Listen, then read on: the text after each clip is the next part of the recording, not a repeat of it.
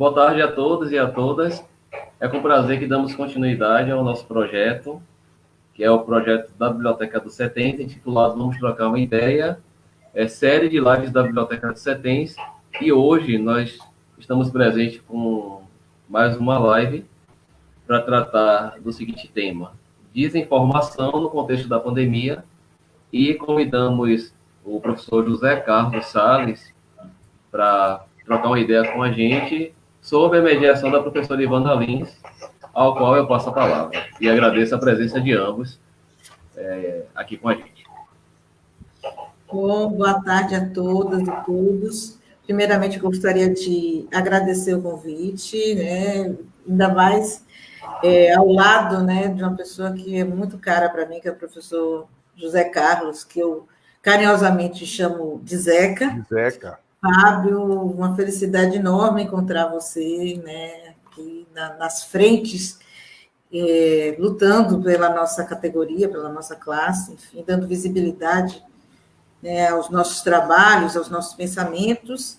Também parabenizar a Jéssica, que foi minha aluna querida, beijo grande. A nossa Indiara Damasceno, que está fazendo a tradução para Libras. E agora, sem mais delongas, parabenizá-los, né, pelas iniciativas. Vou apresentar o meu querido colega, professor José Carlos, querido Zeca. Zeca, primeiramente, acima de tudo, é uma pessoa muito amiga, companheira, sensível. Não é à toa, ele é um poeta, um grande poeta. Conheço algumas produções dele, tem publicações nesse campo da produção humana. É músico, toca muito bem, inclusive rock and roll, né? Aí tem violão ali, ó, não só um. Ele também é escritor na área da ciência da informação e com temas também paralelos e próximos. Ele é professor adjunto, né? Tornou-se professor adjunto, bibliotecário, professor adjunto do ICI UFBA. Ele também é professor do programa de pós-graduação em Ciência da Informação da Universidade Federal da Bahia. É doutor em Ciência da Informação, mestre em Ciência da Informação e tem pós-graduação em Gestão da Comunicação Organizacional Integrada, UFBA. Lidera o grupo de pesquisa Comporte, que é um nome muito grande, eu não vou falar aqui agora, mas também coordena um laboratório de práticas em psicologia cognitiva e comportamento de usuários, o LAPCU. Professor Zeca, que dispensa apresentações, mas é necessário apresentar e enfatizar a sua leveza humana que você nos traz nas suas falas. Estamos aqui ansiosos por ouvi-lo e já está com a palavra, professor. Então, muito boa tarde à professora Ivana, as belíssimas palavras. Eu fico muito feliz, né, de estar contigo novamente, em outro momento, em outra live, para discutir uma temática que não é muito interessante, não é muito cara em relação à desinformação diante dessa pandemia. Eu vou aproveitar, Ivana, o ensejo para cumprimentar a Indiara Damasceno, que está nesse processo de tradução em Libras, o meu queridíssimo colega Fábio Jesus, que operou, né, o convite, a colega Akma Lima e também Jéssica Alves, que está por trás aí de toda essa operacionalização tecnológica e viabilizando toda a nossa conversa, o nosso bate-papo descontraído. A proposta é esta, né? Então, o convite que nos foi feito foi para discutir acerca de temáticas que são muito importantes, principalmente para o meu grupo de estudo, meu grupo de pesquisa, que é a desinformação no contexto da contemporaneidade. Já que nós estamos trabalhando com a contemporaneidade, vamos pensar no contexto da pandemia, porque a nossa realidade trata efetivamente de um novo fenômeno social, né, que nós estamos inscritos desde março, oficialmente, né, com esse isolamento social, e todas as questões envolvidas no processo de produção, de elaboração da informação e da sua divulgação. Então, Ivana, eu optei por principiar hoje a nossa conversa discutindo alguns conceitos de informação. Na live da Semana Nacional dos Arquivos, eu iniciei recuperando um texto muito importante do professor Michael Buckley, né, um professor inglês, que ele trabalha com a concepção de information thing, ou a informação enquanto coisa. Mas hoje eu vou recuperar um conceito muito mais interessante, um conceito muito mais humanístico, que é um conceito do professor Aldo Barreto, porque ele vai trazer que a informação é justamente um insumo estratégico para garantir a modificação da consciência de homens e de mulheres, para interferir, para imputar e circular na sociedade. Então, como nós temos uma prerrogativa básica de que a informação ela parte de um dado, e esse dado se constitui matéria-prima, sem o devido contextualização, o devido significado, então nós temos aí uma representação desprovida de qualquer sentido, mas que precisa de um sujeito cognoscente. O que significaria esse sujeito cognoscente? O sujeito que pensa, o sujeito que vai adiante, o sujeito que imputa significado a algo que é observado. Então, quando eu observo uma representação numérica, a exemplo, eu, enquanto sujeito cognoscente, eu acabo imputando um significado maior em relação à minha subjetividade, a partir dos meus elementos intrapsíquicos, do meu aparelho psíquico, para conseguir alcançar a toda a esfera do que nós temos aí na concepção de informação. Então, nós temos o primeiro ponto. O dado é um insumo estratégico primordial para gerar informação, mas que nem todo dado efetivamente gera informação. Então, é importante deixar isso claro, porque quando um sujeito imputa, ou pelo menos interpreta um dado a partir da sua subjetividade, garantindo assim a contextualização e a significação, nós teremos aí efetivamente uma informação, correto? Mas essa informação, ela perpassa por alguns elementos que nós estamos estudando agora, principalmente no grupo de pesquisa Comporte, que trabalha com comportamento e competências informacionais, e um grupo de estudo que eu oriento, que fala sobre psicologia cognitiva e comportamento informacional humano, é recuperar os signos linguísticos para compreender os elementos da compreensão humana para se alcançar a informação. Então, dentre esses signos linguísticos, nós temos o significante e o significado. E isso é muito importante deixar claro, porque o significado é a expressão própria, é a expressão concreta, observada pelo sujeito cognoscente, ou seja, pelo sujeito que pensa, o sujeito que reflete, o sujeito que avalia um determinado dado. Então, quando eu penso em cadeira, todos nós aqui, eu, Indiara, a professora Ivana, o professor Fábio, que está por trás, né? Jéssica e toda a audiência tem a sua concepção de cadeira. Perfeito? Mas quando eu falo qual é o significante de cadeira, agora nós incorremos a uma variação de significados, ou seja, aquilo que eu entendo a partir da minha subjetividade. Será que a cadeira de Ivana tem um espaldar, tem um braço, é uma cadeira de triplo pé, 4 pés, ela é azul, ela é branca, ela é colorida, ela é giratória? Então, tudo isso perpassa por um elemento de significação da subjetividade humana para imputar aquilo que nós compreendemos enquanto elemento informacional. Então, esse elemento informacional é quando nós efetivamente conseguimos alcançar o objeto. Quando falo objeto, o objeto ele transcende também a materialidade, o objeto pode ser também uma ideia.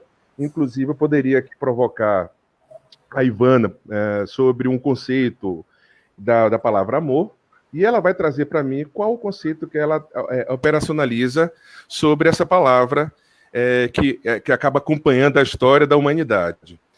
Eu citei aqui no meu roteiro um exemplo muito interessante, que é uma concepção, é uma conceitualização de amor a partir de um cantor, de um poeta, de um músico, que eu gosto bastante, que é Renato Russo. Então, se você acompanhar a história da Legião Urbana, do início do primeiro álbum até o último álbum, enquanto em vida, que é A Tempestade, você vai perceber que ele vai trazer conceituações de amor variadas. porque todo esse processo de significação é um processo que vai modificando de acordo com a própria estrutura de pensamento do indivíduo.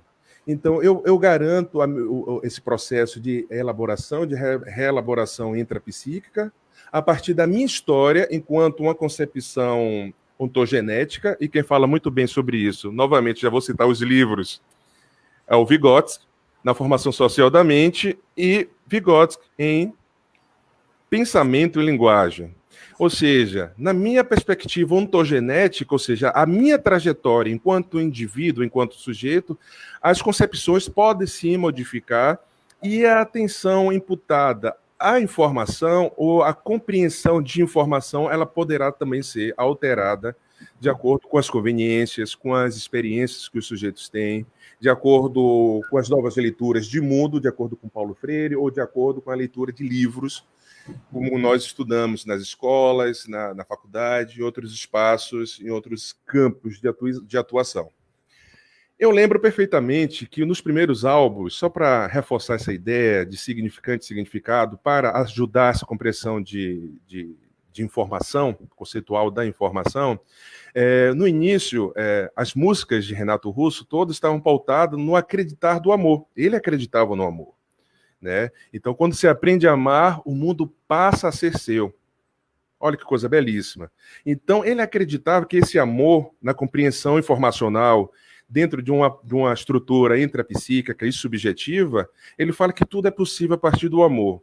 Mas já no último álbum, A Tempestade, já que ele já estava acometido pela AIDS, né? Ele foi um dos últimos artistas brasileiros a morrer de AIDS, em 1996, e ele já fala numa música muito triste chamada Longe do Seu Lado, que ele fala o seguinte: se o amor fosse realmente um bálsamo, o mundo não pareceria tão equivocado. Te dou carinho, respeito e afago, mas entenda, eu não estou apaixonado. Ele já fala assim: bom, eu apostei no amor enquanto compreensão, né, de uma estrutura ontogenética, e quem fala isso é Vygotsky, mas agora eu tenho uma compreensão do amor completamente diferente.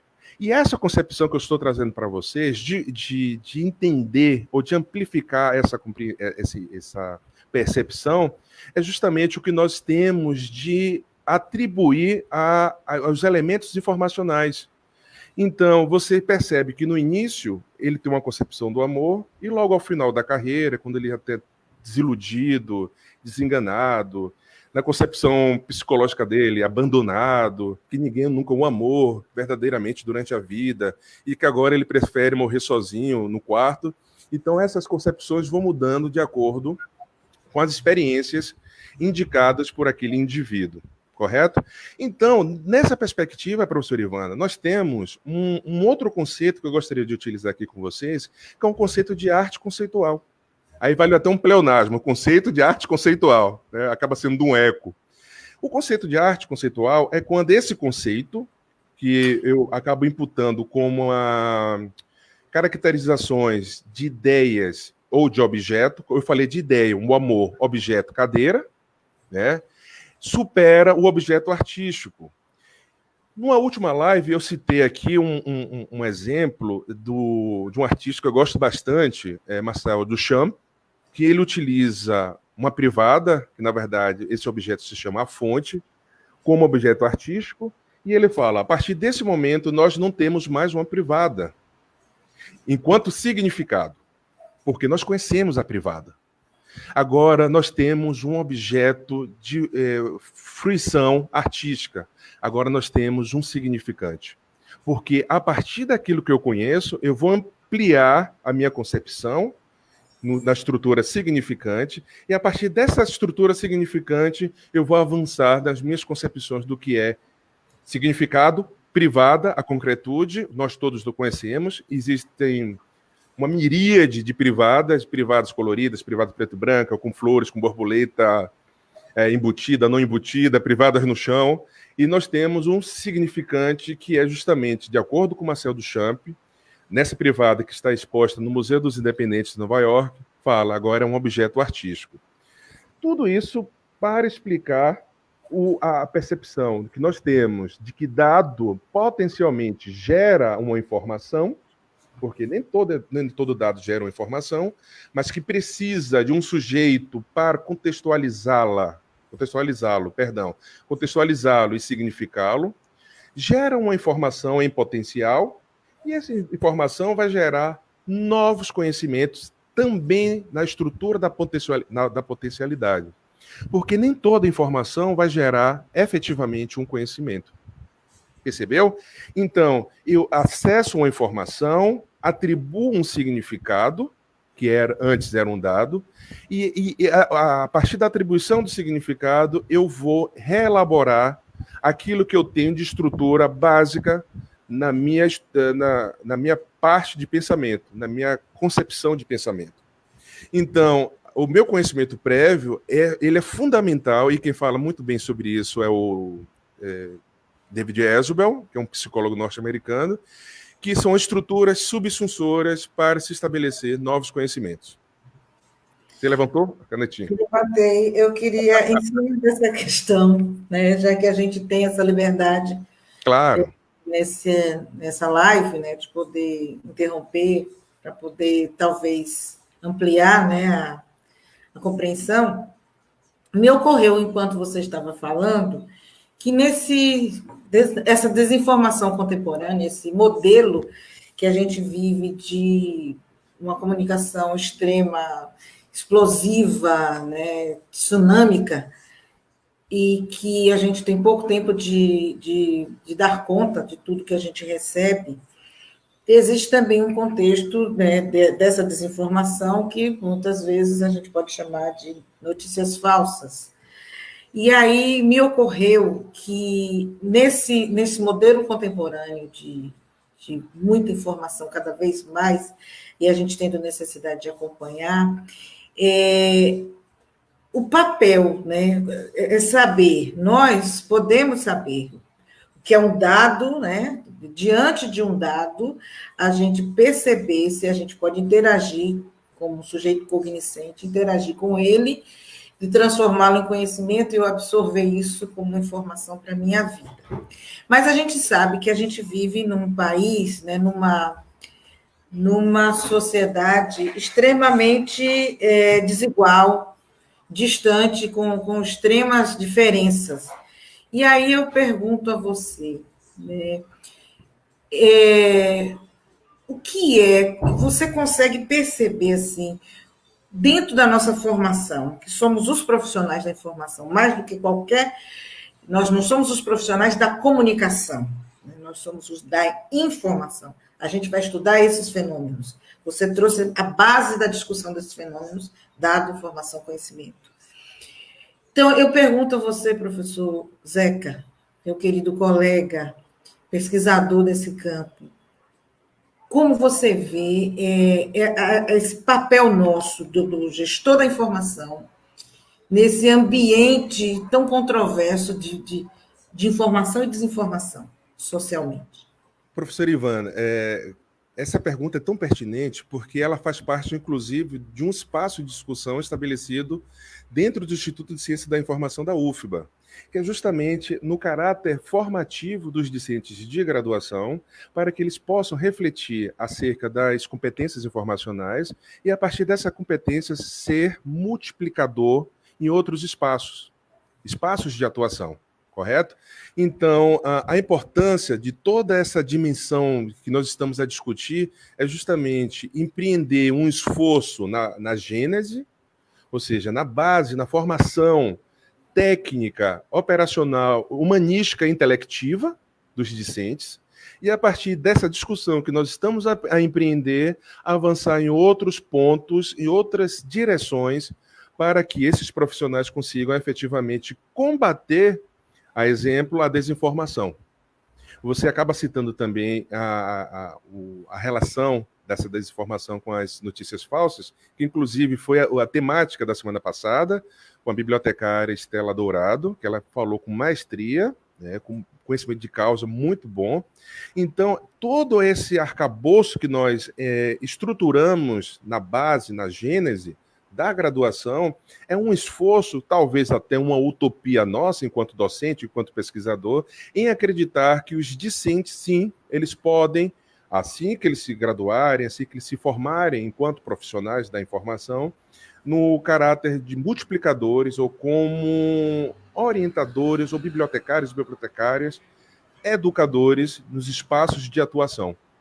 E é isso que eu acredito, principalmente. Por isso que nós sabemos a política e a filosofia que nós utilizamos em sala de aula. Nós discutimos essas questões basilares sobre dados, informação, conhecimento, competência, sabedoria. Nós discutimos sobre o conceito de informação, o conceito de conhecimento, o que é aprendizagem, o que é comportamento humano, quais são as características da representação e organização da informação, o que são linguagens pré- e pós-coordenadas, ou seja, todas essas dimensões que são discutidas na graduação são fundamentais justamente para facilitar, a exemplo, um ponto de organização de uma determinada informação, refutando a característica que nós estamos a discutir aqui da desinformação, das notícias falsas. Então, já puxando essa conexão que você trouxe aí, a notícia falsa e a desinformação, elas trazem alguma aderência, mas conceitualmente elas não têm uma afinidade de estrutura, ou seja, elas não apresentam um tronco comum na compreensão no sentido epistemológico que nós estamos a discutir aqui. Porque a desinformação, ela acaba sendo uma área de interseção entre um campo de informação má, uma informação que tem como proposta engambelar a sociedade, enganar, fazer com que as pessoas mudem de opinião em relação a um interesse privado, principalmente a um interesse privado. Quando eu falo interesse privado, também pode superar a nossa concepção de pessoa física. Eu estou também falando de pessoa jurídica, ou seja, de uma instituição, de uma organização. Então, a desinformação ela está entre a notícia má e as notícias falsas. A notícia má é aquela que não acrescenta em nada e só faz depreciar uma imagem para que a população ou a sociedade ou substratos dessa sociedade consiga moldurar essa opinião em detrimento àquele indivíduo ou àquela organização ou instituição que esteja proferindo uma ideia. A gente pode pensar que dizer que a Terra é plana seria uma notícia má, mais do que má, porque por trás disso tem todo um objetivo de desconstruir todo o processo do conhecimento, toda a ciência, todos os anos de dedicação, de descobertas que vêm afirmar e reafirmar algo que dá como dado mesmo inquestionável, né? Mas quando você diz que existem estudos também que comprovam que a Terra é plana, a gente pode dizer que isso é uma notícia má, porque o objetivo está lá em destruir todo o processo da produção do conhecimento científico. Pois é, olha, os negacionistas, eles não estão preocupados com as informações científicas, e é justamente uma campanha que eu vou abrir ao final da minha narrativa de hoje para a audiência. Os negacionistas, eles desdenham, eles desprezam a ciência. Então, o que nós falamos na academia, a Terra é plana ou a Terra é redonda, é um axioma, não tem o que discutir, a Terra é redonda. A Terra gira em torno do Sol, não o Sol gira em torno da Terra. Não há o que discutir. Mas tudo isso, há autores, inclusive, mais contemporâneos, que anunciam e denunciam, o que é mais importante, de que esses negacionistas fazem parte de uma estrutura, e talvez eles não tenham consciência, mas de quem dissemina sim, mas que faz parte de uma estrutura ou de uma estratégia para mitigar, solapar tudo que foi construído ao longo da trajetória humana enquanto ciência, enquanto formação de conhecimento, enquanto elaboração de conhecimento. Então, quando eu falo que a Terra é plana, mesmo tendo um desconhecimento de geografia, de espaço, de universo, e eu acabo replicando esses discursos, eu nego, e a partir daí eu crio toda uma indisposição social, e essa indisposição, que não tem informação suficiente, acaba criando-se dúvidas. E essa dúvida surge a partir do momento que eu não tenho o conteúdo adequado. Cabe agora, sim, a todas as pessoas que se dedicam à ciência, que se debruçam e que orienta toda a sua vida à produção de uma informação pontual, factual, para que nós consigamos efetivamente mostrar. Mas o que existe, parece, eu não tenho essa informação pontual, mas o que existe é justamente a negação para se estabelecer todo um problema social, e a partir desse problema social, e ao final vou citar aqui um historiador israelense, que é o Yuval Noah Harari, que ele fala que pode ser aí o ponto nevrálgico relevante para se estabelecer uma nova política ditatorial, despótica, que nós estamos a vivenciar. Então, quando nós compreendemos que a desinformação ela não é efetivamente uma notícia falsa, mas que é uma notícia parcial com o intuito de enganar e emoldurar essa opinião pública, A cloroquina, talvez? Com certeza. Eu vou chegar nesse ponto da cloroquina. Mas justamente para emoldurar a opinião pública, consideramos os aportes afetivos, emocionais dos indivíduos. Isso é uma estratégia que é muito bem elaborada por pessoas que entendem do assunto, entendem o quão perniciosa é a situação. Nós temos aí, só para citar a questão dos medicamentos que foram deturpadas, principalmente aqui no âmbito brasileiro, um termo que é muito utilizado a partir de 2016, que é o termo pós-verdade. É um termo que está sendo discutido, inclusive a professora Ivana discute na disciplina do mestrado, que oferece lá no programa, em Ciência da Informação. Eu sei que você abre um espaço para discutir o que é efetivamente pós-verdade, mas o que nós temos lá na gênese sobre esses conceitos associados à pós-verdade é que é uma concepção que não restringe-se apenas uma característica falaciosa. É o caso da cloroquina, da hidroxicloroquina, que associada à azitromicina, que é um antibiótico, teria aí um efeito para solucionar o problema da contaminação diante da Covid-19. Por que isso aconteceu? Foi publicado em Paris, na França, um artigo que mostrava, não era um artigo baseado em evidências, esse que é o grande problema. Era um artigo que apontava os primórdios de uma pesquisa que versava sobre a hidroxicloroquina e a cloroquina para se combater a Covid-19.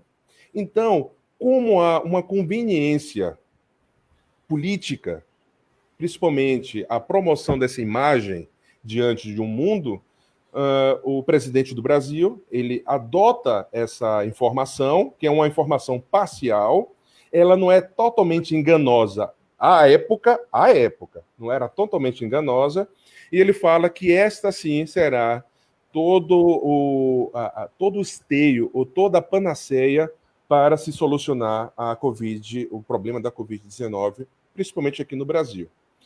Mas pesquisas a posteriori demonstraram que a hidroxicloroquina e a cloroquina, ou seja, que são medicamentos orientados ao lúpus, artrite reumatoide e à malária, eles não têm uma evidência científica de que poderia ter uma estrutura maior medicamentosa, farmacológica, para superar essa Covid-19. Então, o que houve, na verdade? Várias pessoas passaram muito mais pelos sintomas negativos, algumas chegaram, inclusive, a falecer, a morrer, e nessa história tem um médico que se automedicou com a hidroxicloroquina, porque todas as consequências, todos os efeitos colaterais, eles acabam implicando numa refutabilidade em relação àquilo que efetivamente esses dois medicamentos, que na verdade é uma consequência, um em relação ao outro, um é cloroquina, outro tem um hidroxi, para a solução. Então, a Organização Mundial de Saúde, inclusive, interveio em relação a esta atitude e, recentemente, acho que tem 2 semanas, emitiram uma nota falando assim, suspende todas as possibilidades de tratamento com a hidroxicloroquina e a cloroquina, porque esses medicamentos eles não são eficazes em relação ao tratamento da Covid-19.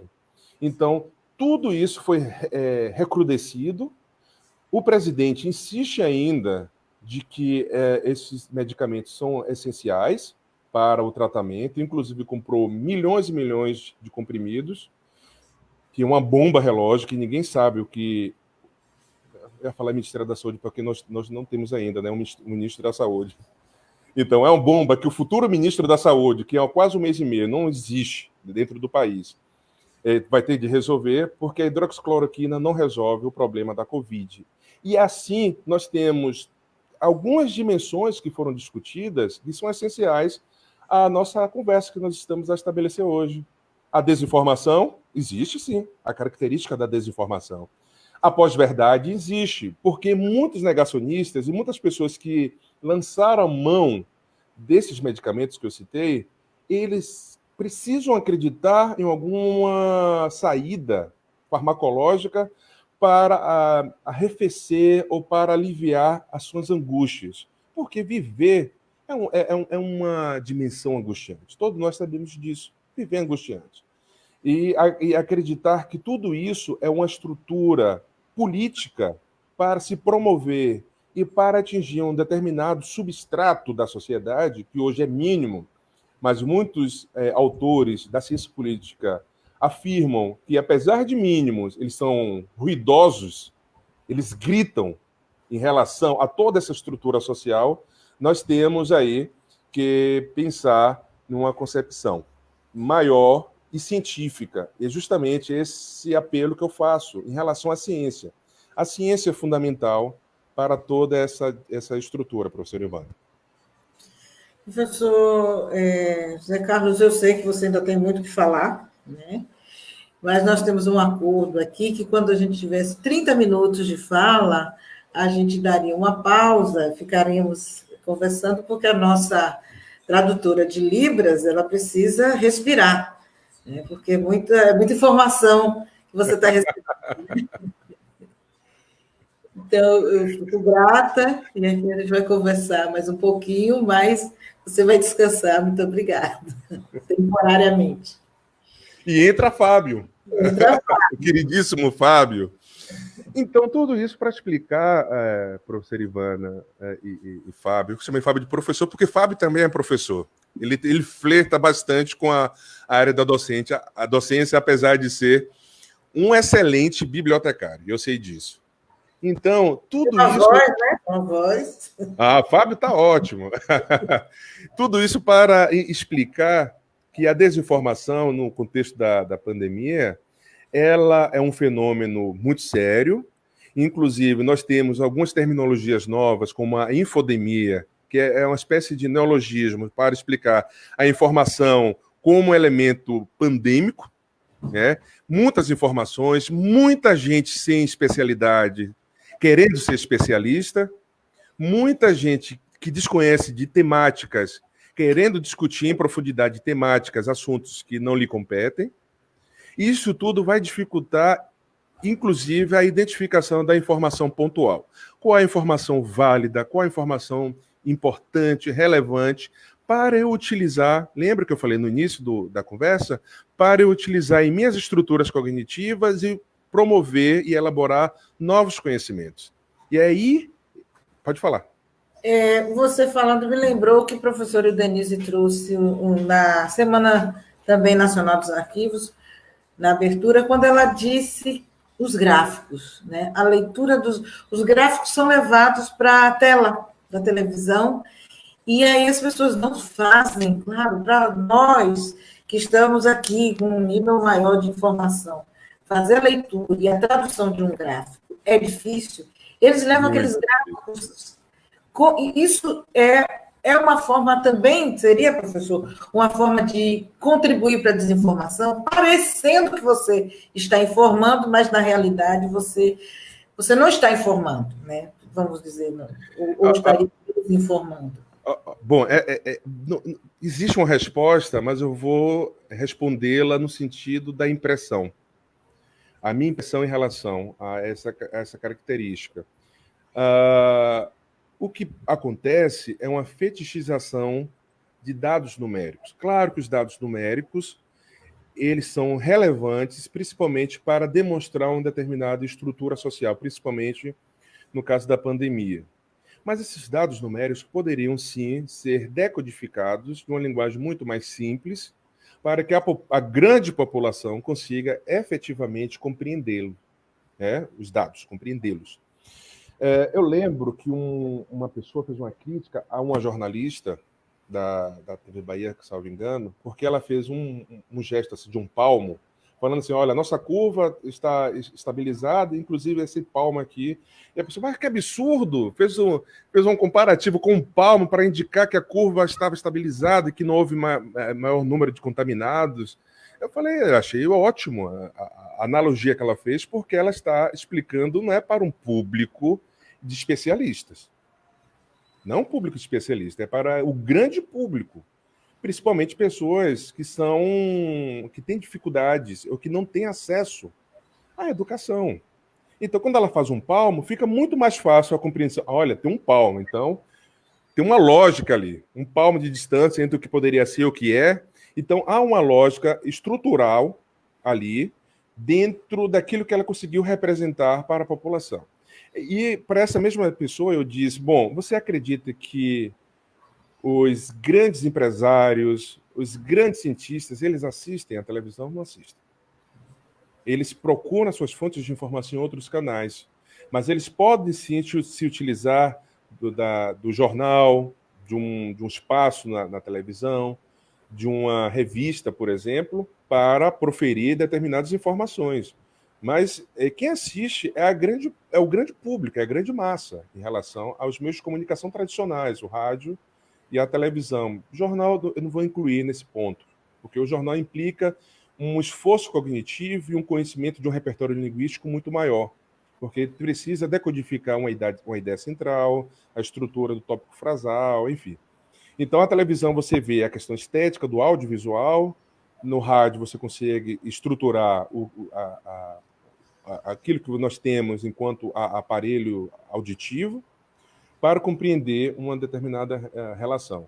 Mas isso parece também, professora Ivana, que é uma estrutura, ou mesmo uma cultura brasileira positivista, de que tudo que precisa ser legitimado, anunciado enquanto informação verídica, precisa perpassar por informações que efetivamente podem implicar em uma desinformação e um desconhecimento. Então, tudo isso para explicar o que nós entendemos de desinformação, que pode implicar, que pode revelar uma característica de informações não pontuais, né, mas que traz consigo uma ideia maliciosa para depreciar um determinado grupo, ou uma determinada instituição, ou uma pessoa. As notícias falsas, que representam no seu bojo, na sua própria estrutura, as informações que não conferem com a realidade, e a pós-verdade são informações verídicas, mas parciais, e que têm o intuito de influenciar toda essa estrutura, que nós sempre falamos de estrutura, essa estrutura de pensamento baseada na afetividade e nas emoções. Os negacionistas, eles estão todos baseados nas emoções. Eu preciso acreditar na hidroxicloroquina, eu preciso acreditar na Terra plana, eu preciso acreditar que existe um mito que vai efetivamente, ou que vai contribuir para salvar o país do caos. Eu preciso acreditar que exista efetivamente um Salvador e que Deus está monitorando todas as famílias e que há um representante terreno para assegurar essa característica de observação. As pessoas, na compreensão desse modelo de pós-verdade, é muito por aí. Eu acredito naquilo que eu quero acreditar. Então, eu não vou questionar porque era algo que eu queria ouvir e finalmente chegou para mim, então eu não vou questionar porque é algo que eu já sei que é verdade, embora não seja, mas eu precisava disso para reafirmar as minhas ideias, os meus dogmas, os meus comportamentos em relação ao outro. sobretudo, né? Isso, exatamente. Então, acreditando, eu consigo, numa característica psicanalítica, eu consigo refutar a angústia que acompanha todo e qualquer ser humano. Então, refutando uma possibilidade da vida angustiante, eu preciso acreditar em informações que não condizem com a realidade. E isso é muito mais pernicioso do que nós estamos a imaginar. Então, eu penso, professor Ivana, o meu queridíssimo amigo Fábio, eu penso que os cientistas no sentido amplo, no sentido lato, eles têm sim um papel fundamental, um papel crucial para refutar e para combater os elementos associados à desinformação. A desinformação, as notícias falsas e o que é mais complexo, inclusive um artigo que foi publicado por mim e por Wagner Marcelo e Fabiana Costa, eu sempre cito esse artigo, porque foi um dos últimos artigos nossos, que é o desafio que é refutar o que nós entendemos enquanto pós-verdade. Eu queria pedir licença à professora Ivana, né, que está mediando a live. Eu não sei se a professora está acompanhando as questões. Eu estou vendo, tem pelo menos 3 aqui. Mas você pode fazer as perguntas. Então, eu vou preferir fechar essa parte. Estarmos juntos, né? Se vocês concordarem, eu fecho essa parte, a gente parte para as considerações, os comentários, as provocações que são importantes. Certo. Então, a professora pode fazer essas questões sem problema. Era só para pontuar mesmo, porque como a gente está aqui em outro aplicativo, né, às vezes não está observando os comentários chegando lá no Facebook. Tem sim. Então, assim, eu gostaria de fechar essa parte, pelo menos, para nós adentrarmos nas provocações. Essa é um trecho de uma entrevista que esse historiador que eu acabei citando outrora, né, que é o Yuval Noah Harari, que é um historiador israelense, que publicou alguns livros de sucesso, como Homo Sapiens e Homo Deus, que ele fala sobre justamente a trajetória humana na perspectiva histórica. Ele também cria no Homo Deus uma perspectiva, ou seja, apontamentos sobre o futuro da humanidade. Essa entrevista ele concedeu a um jornal alemão chamado Deutsche Welle, e ele começa o seguinte: acho que o maior perigo não é o vírus em si. A humanidade tem todo o conhecimento e as ferramentas tecnológicas para vencê-lo. O problema realmente grande são nossos demônios interiores, nosso próprio ódio, ganância e ignorância. Temo que não se esteja reagindo à crise com solidariedade global, mas com ódio, colocando a culpa em outros países, em minorias étnicas e religiosas. Ele continua: espero que consigamos desenvolver nossa compaixão e não nosso ódio, e reagir com solidariedade global, desenvolvendo nossa generosidade de ajudar os necessitados. E que desenvolvamos nossa capacidade de discernir a verdade, em vez de acreditar em todas as nossas teorias da conspiração. Se fizermos isso, não tenho dúvida que conseguiremos superar facilmente a crise.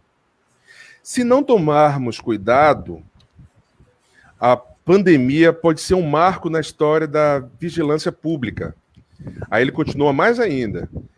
Mas como ser cuidadoso com algo que está fora do nosso controle? Aí ele mesmo já anuncia uma possível resposta.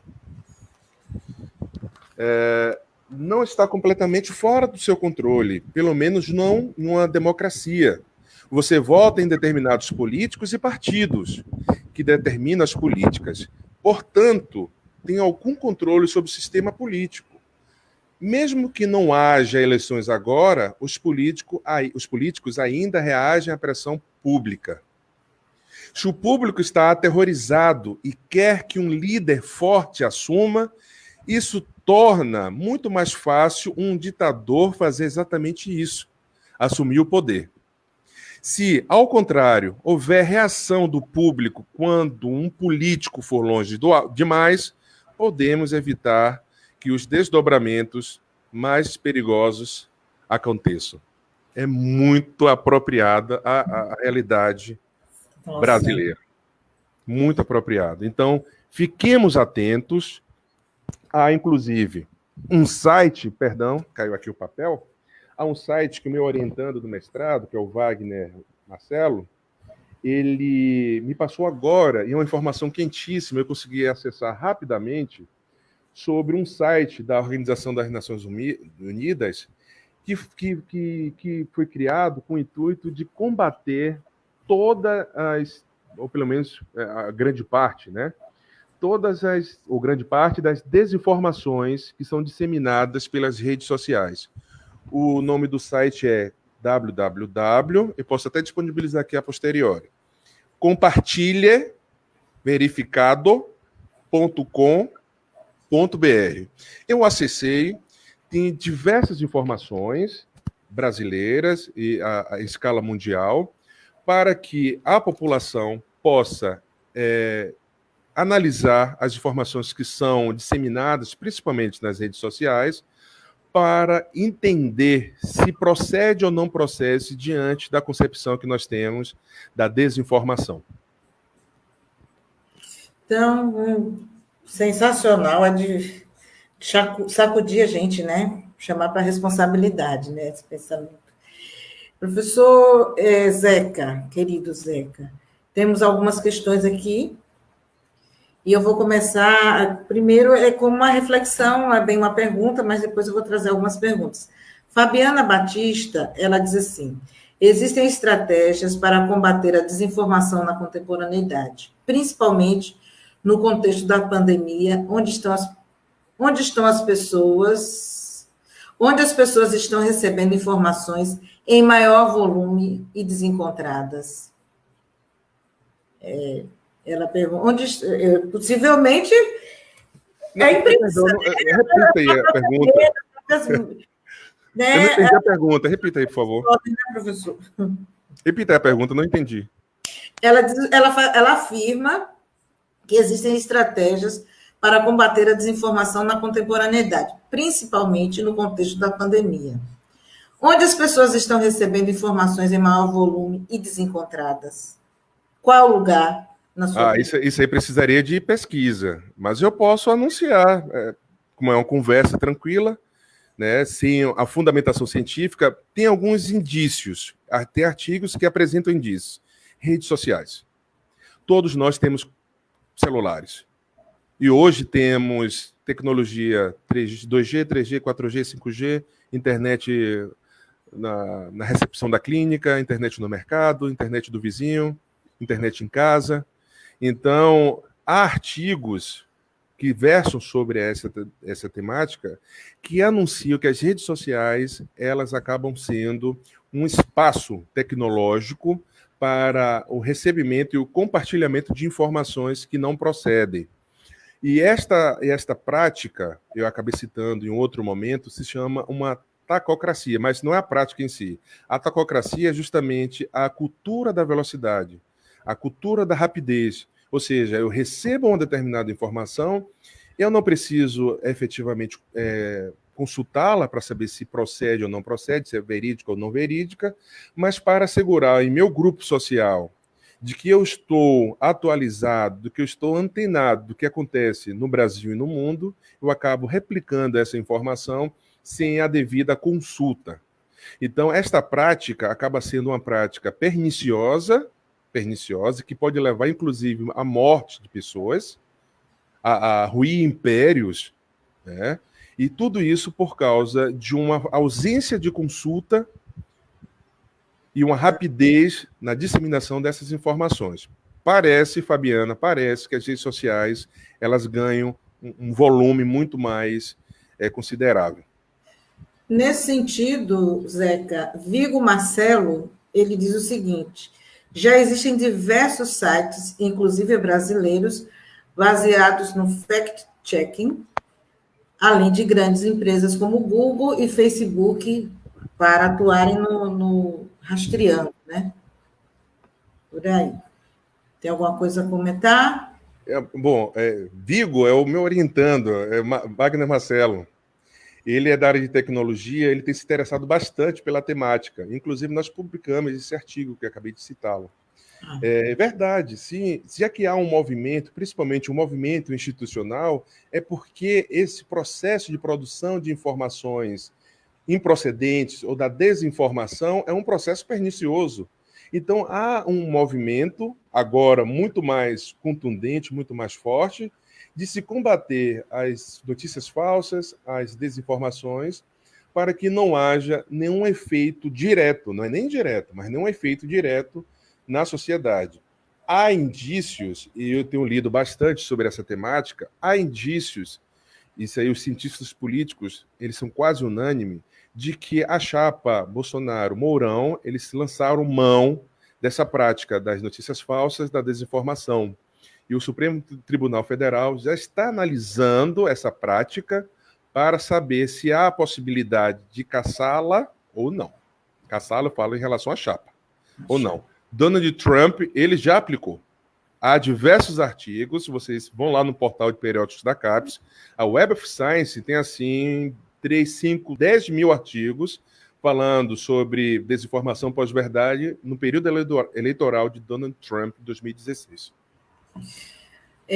Obrigada, professor. Maria Helena, ela tem 2 questões seguidas aqui, eu vou ler as 2, acho que uma completa a outra. Professor Zeca, diante de informações confiáveis que integram a imprensa, como o Ministério da Saúde, que a gente está sem ministro, né? Ministério da Saúde, secretarias de saúde municipais e outros, como explicar o fenômeno da descrença pela população brasileira diante das informações científicas prestadas pelos pesquisadores? Qual o nome dela? Maria Helena. E ela Maria Helena. Depois ela vai dizer assim: levando em consideração o fato de que a informação massiva pode gerar crises de ansiedade ou pânico nesse período pandêmico, até que ponto é saudável estar acompanhando os números, principalmente considerando o cenário brasileiro, em que a naturalização das mortes é tão crescente quanto o número das mesmas? Então, ela traz lá Maria Helena trouxe 2 questões essenciais, que são questões complexas, mas muito boas. Maria Helena, a primeira questão que você levanta sobre a descrença da população em relação às informações científicas, eu consigo, nesse momento, associar a uma pesquisa que eu realizei em 2008 a 2011, sobre os critérios de participação política, ou seja, a população enquanto interessada no processo de participação da coisa pública, da res pública. A resposta que nós conseguimos obter com essa pesquisa é de que a população estava em descrença devido à ideia de representação. Nós estamos diante de uma democracia representativa, então a população, pelo menos aquelas que foram investigadas, na pesquisa empreendida por mim, mas também em pesquisas executadas, realizadas na Faculdade de Comunicação com o professor Wilson Gomes, na Faculdade de Comunicação da Universidade Federal de Minas Gerais, é a noção de que eu, enquanto sujeito não participante, eu passo também a compor um sujeito não crente em relação àquilo que eu não participo. Então, se eu não participo, essa é uma crítica, inclusive, que nós, professores, estabelecemos e lutamos diariamente para abrir, inclusive o nosso reitor tem essa campanha belíssima de abrir a universidade à comunidade, fazer com que a comunidade perceba que a universidade é dela, e não apenas de um extrato da população que tradicionalmente ocupa essas carteiras. Então, eu poderia associar, não seria uma resposta, mas uma associação, de que, já que eu não faço parte de uma estrutura de produção do conhecimento científico, por que acreditá-lo? E o conhecimento científico também ele traz consigo toda uma estrutura estilística, quando eu falo estilística, da escrita, que dificulta muitas vezes a compreensão. Durante o meu doutorado, eu tive a sorte de ser orientado pela professora Aida Varela, que hoje é aposentada, e ela, na metade do curso, acho que 2 anos e meio após o ingresso ao doutorado, ela falou assim: Zeca, o desafio da escrita é escrever assuntos sérios de maneira simples. Se você conseguir escrever assuntos sérios de maneira simples, você consegue atingir o maior número de pessoas, o maior número de pares, o maior número da população. Então, assim, quando eu percebo que nós, professores, conseguimos decodificar discursos que são complexos, o discurso científico é complexo, mas nós conseguimos decodificá-lo para torná-lo de uma maneira mais palatável em relação à população, né? Ou seja, uma resposta à população. Então, esse é um processo de sensação, olha o que eu estou falando, de sensação, partícipe daquela produção científica. Recentemente, orientei uma mestranda, Daniela Almeida.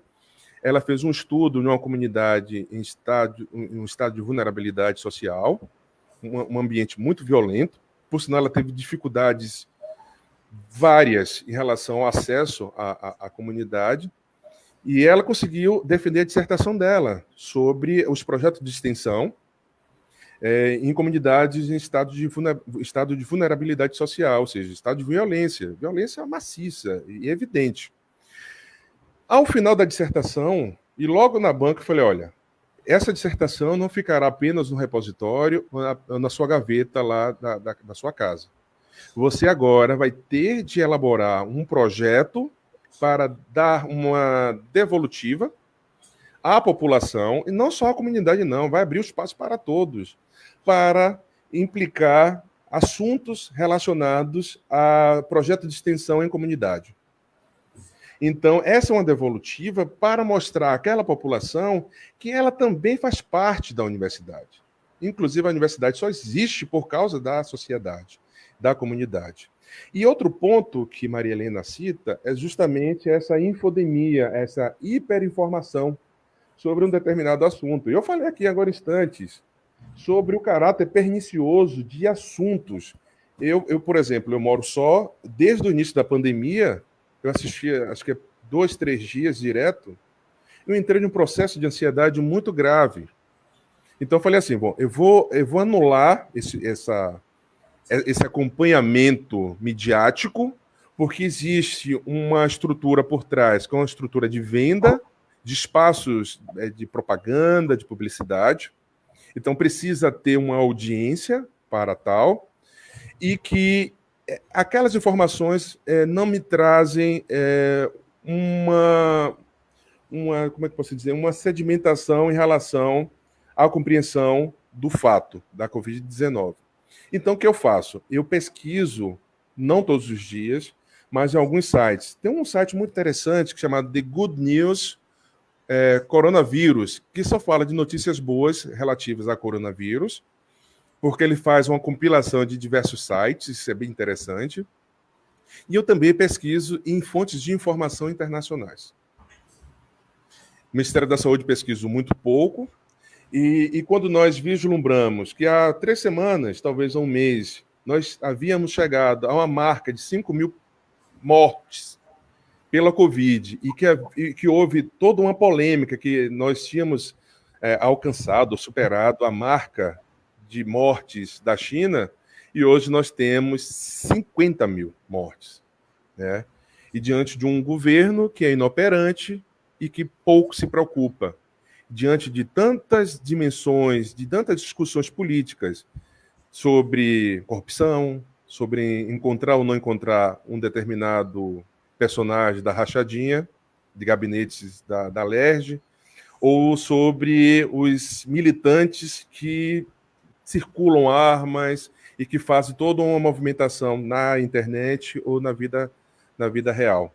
Então, há sim todo um processo de angústia, de ansiedade e desenvolvimento da síndrome do pânico. Isso é comum, tanto que eu criei em minha página, eu vou disponibilizar aqui também para vocês, no meu site, uma página sobre as notícias boas, justamente para facilitar a compreensão e de que, tomando todos os cuidados, usando a máscara, lavando a mão constantemente, usando álcool em gel, evitando aglomerações, ou contato próximo na fila do pão ou na fila da farmácia, tudo isso vai fazer com que a gente tenha essa informação, perceba diariamente que a adoção desses procedimentos são fundamentais para que nós possamos combater a Covid-19 no âmbito nacional, no âmbito brasileiro.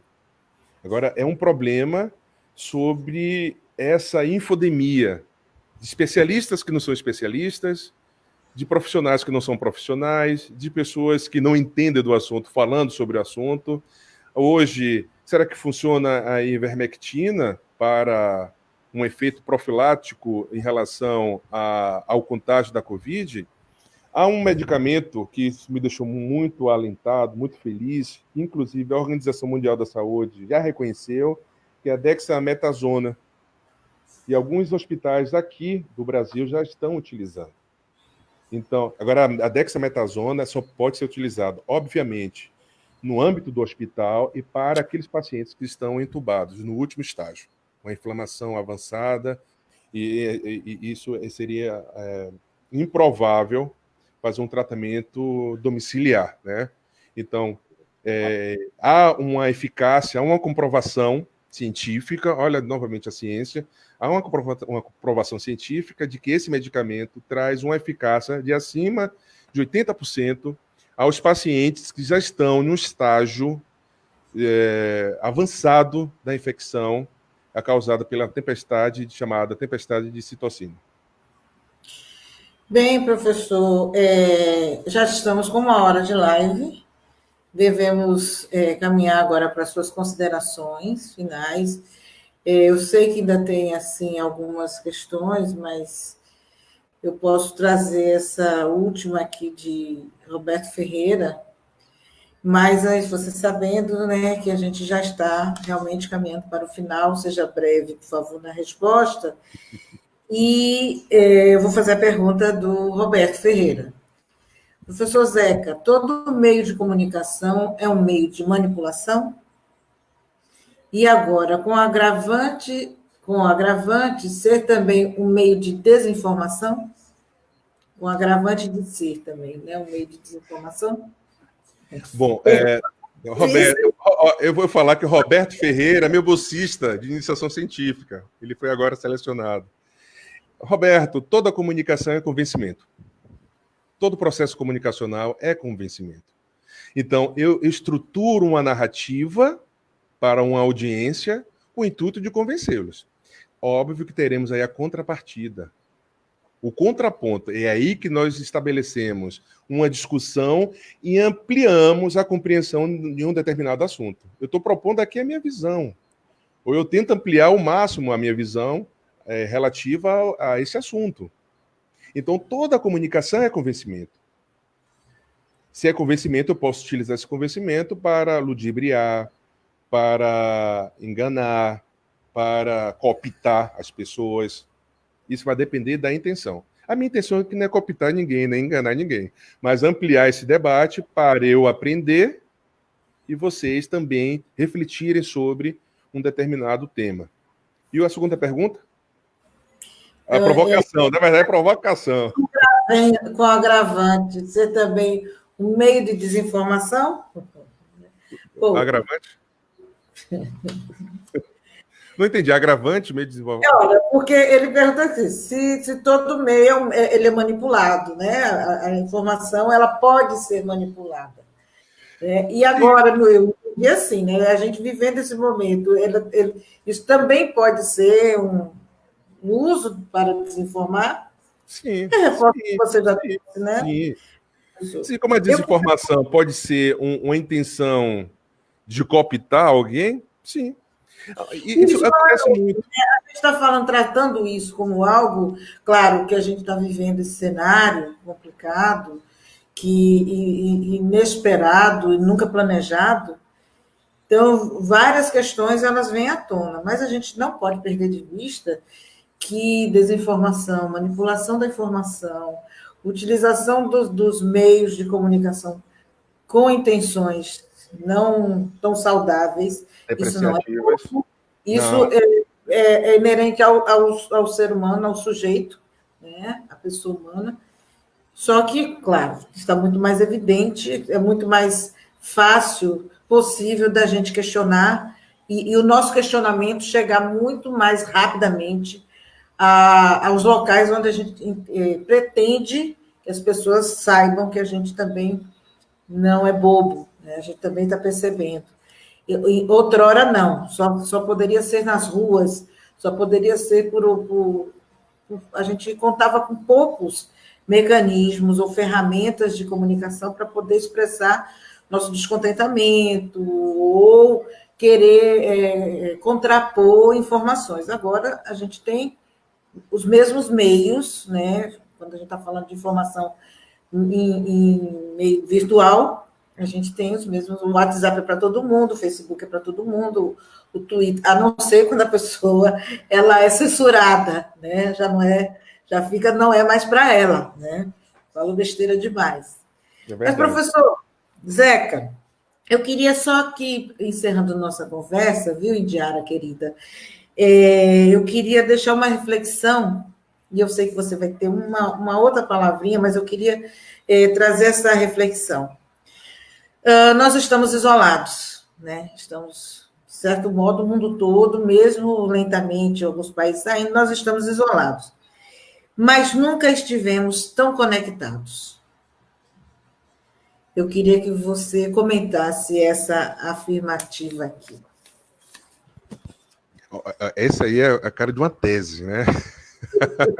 É um grande desafio essa resposta. Sim, hoje nós estamos muito mais conectados, mas eu ainda não entraria na seara da conectividade qualitativa.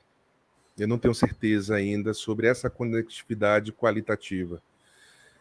Muitas vezes nós temos um minicurso, um grupo de pesquisa, um grupo de estudo, uma reunião de amigos, talvez tenhamos aí 50, 100 pessoas conectadas no mesmo ambiente, na mesma plataforma, mas será que nós estamos efetivamente conectados? Essa é a grande dúvida.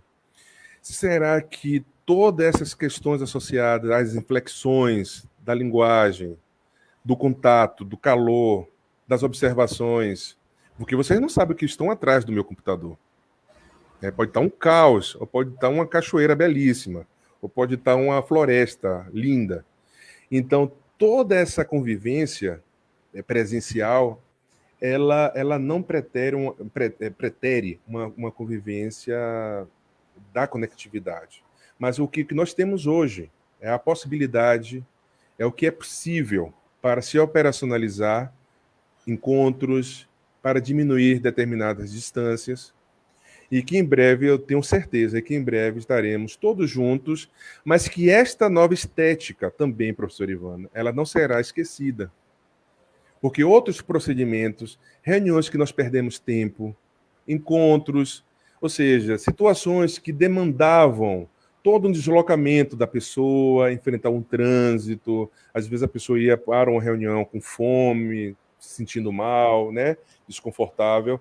Agora será, penso, possível resolver questões, principalmente questões mais pragmáticas, no sentido à distância.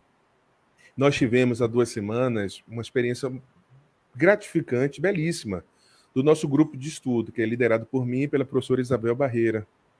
Então, nós nunca tivemos, na história do grupo, que começou em 2015, uma aderência tão substancial em relação à participação, em relação ao ao quantitativo, ao número de participantes. Óbvio que alguns desligam a câmera, aí vão fazer outras coisas, o que não é, talvez, por uma questão ética, permitido, autorizado sempre mas o que não é permitido no contato presencial. Porque você tem que pedir licença, na verdade. Olha, pessoal, licença que eu vou ao banheiro, licença que eu vou fazer um lanche. Mas, assim, um contato à distância, os encontros à distância, permite uma miríade de possibilidades que nós não havíamos aventado em outros momentos. Então, nós não tínhamos pensado ou refletido em outras circunstâncias. Óbvio que traz suas vantagens. E estarmos aqui é muito bom, porque eu conheci agora a Indiara, eu revisitei Fábio Jesus, revisitei Jéssica, e nós estamos praticamente toda semana em contato, né, professora Ivana? Tudo isso só é possível por causa das dimensões tecnológicas, das plataformas, né? Mas, particularmente, eu não vou estabelecer um preterir do encontro presencial em detrimento ao encontro à distância. É possível, eu adoro o encontro à distância, e defenderei, inclusive pós-pandemia, de que determinadas reuniões, determinadas atividades poderão ser feitas à distância. Ao invés de você tomar um banho, pegar o seu carro, enfrentar um trânsito, estacionar, subir no prédio, discutir, voltar, todo um gasto de tempo, todo um gasto para resolver, talvez, uma discussão de 10, 15 minutos. Percebe? Então, são dimensões complementares, mas como você mesma disse no início da nossa conversa, como sou um humanista, eu gosto do contato, né? Eu penso que esse contato será redefinido de outras características, de outros contornos, e eu espero que quem tem o interesse de modificar ou mesmo de ampliar o seu grau de consciência em relação ao estar no mundo, o momento é agora. O momento é agora. Não adianta eu estar, como um autor falou recentemente, em uma panela de pressão, colocar uma batata e querer tirar cenoura. Não tem sentido. Se eu colocou uma batata, vai retirar a batata. Não tem como discutir isso. Mas, assim, aproveitem o momento. Esse é o grande desafio. Aproveitem o momento para refletir sobre suas próprias vidas. Será que é insuportável ficar consigo mesmo? É insuportável ficar com seu esposo, com sua esposa, com sua irmã, com seu filho, com seu... Percebe? Eu conheço pessoas que moram sozinhas. Como? Ou ficar sozinhos, né? É isso, eu conheço pessoas que moram sozinhas que não suportam ficar consigo mesmas. Então, esse é o grande momento. Por que você não gosta de ficar consigo mesmo?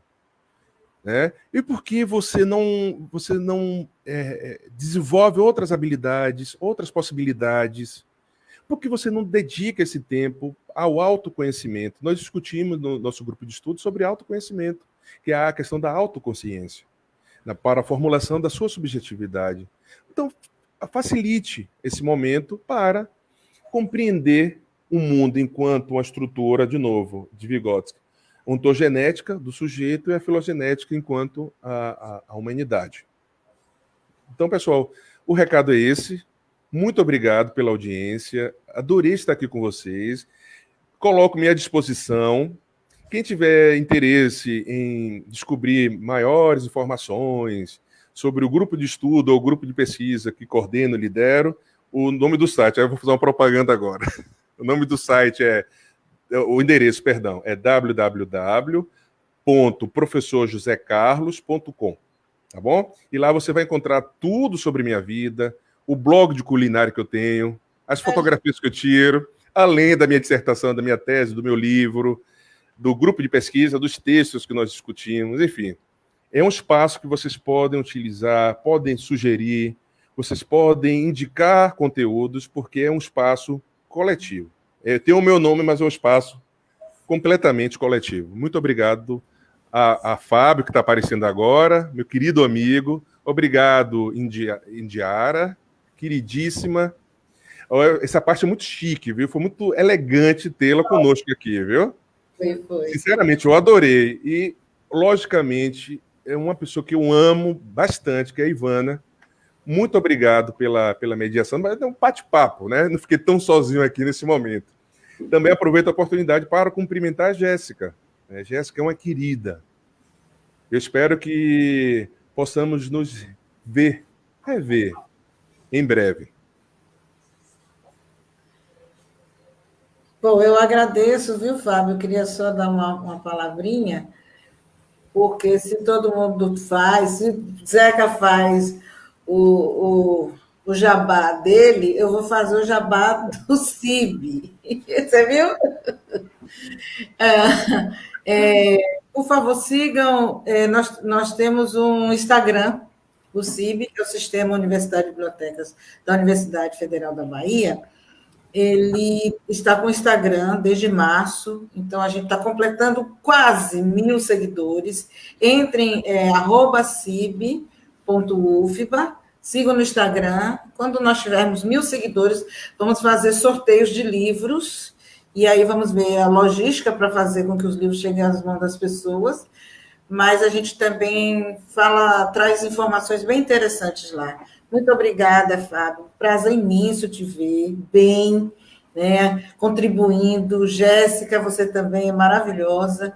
E essa parceria com o Zeca e Indiara aqui, a gente pode levar para outros lugares, né? Vamos, Ivana. Eu pensei nisso agora, sabia? Acho que o momento é agora. Que legal. A gente que agradece demais o aceite de vocês. Duas potências, né, maravilhosas. O professor José Carlos, Zeca, um grande amigo. A professora Ivana também, né, uma grande amiga, uma grande colaboradora. Né? A gente está sempre, mesmo distante, às vezes não se falando tanto, mas vendo os trabalhos, vendo as produções, né, e vendo o que está fazendo. Isso sempre, a informação ela sempre chega, né? E eu queria agradecer a explanação da temática, o bate-papo, a troca de ideias, como a gente tem chamado essa live. É um assunto bem pertinente, né? A gente pensar que a desinformação é muito maior do que contar uma mentira. É você contar uma informação fragmentada, é você disponibilizar uma informação que já foi válida em determinado contexto e não é mais válida. Então, a gente tem que ficar atento a todo esse processo, principalmente nesse momento de pandemia, que a gente tem recebido muito mais informação, ou a gente tem observado muito mais essas informações chegando. Né? Então, foi muito pertinente a discussão. Queria agradecer demais, queria mandar um abraço virtual daqui, né? A vontade da gente é dar esse abraço presencial, junto com os agradecimentos em meu nome, em nome da Biblioteca do CETENS, em nome de toda a equipe da biblioteca também, que tem feito acontecer essa série de lives, né? A Jéssica, que é bibliotecária como eu, e está do outro lado, a Akima Maria Helena, a Indiara, que esteve presente aqui, colaborando com a gente, né? Dando acesso a essa live para, né, os surdos. Então, assim, eu estou muito feliz com tudo isso e eu queria agradecer demais. Agradecer os parceiros, né, os colaboradores, o ICI, o APOS, o Sistema de Biblioteca da UF, os Saberes Cruzados, né, que vem produzindo os nossos cards, o CETENS, a Universidade, a UFRB. Então, eu queria agradecer a todos os parceiros, porque a gente não constrói nada sozinho, né? A gente só constrói se for em conjunto. E é isso, deixar os meus agradecimentos sinceros para todos. Fábio, é só uma coisa. Eu quero depois o endereço de vocês para encaminhar o livro. Para marcar esse momento. Meu livro, Informação em Instituições Políticas, para deixar disponível aí na biblioteca de vocês. Legal, a gente pede, sim.